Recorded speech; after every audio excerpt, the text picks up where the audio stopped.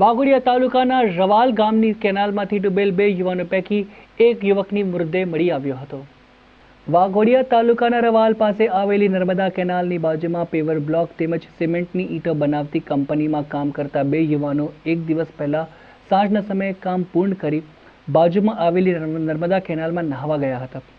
તેમાંનો એક યુવાનનો પગ લપસી જતા તે પાણીમાં તણાયો હતો। તે જોઈ બીજો યુવાન પણ તેને બચાવવા જતા રતલામના રહેવાસી પ્રહલાદભાઈ મૈડા ઉંમર વર્ષ 25 તથા દિલીપભાઈ ઉર્ફે ગુડ્ડુ સિંગાડે નામના બંને યુવાનો પાણીના વહાણમાં તણાયા હતા। વાઘોડિયા પોલીસને જાણ કરતા પોલીસ તાત્કાલિક ઘટના સ્થળે પહોંચી ગઈ હતી અને યોગ્ય કાર્યવાહી હાથ ધરવામાં આવી હતી। તેમજ વડોદરાના ફાયર બ્રિગેડને પણ જાણ કરવામાં આવતા તેઓ પણ તાત્કાલિક ઘટના સ્થળે પહોંચી જઈ ખોવાયેલા 2 યુવાનની શોધખોળ હાથ ધરવામાં આવી હતી।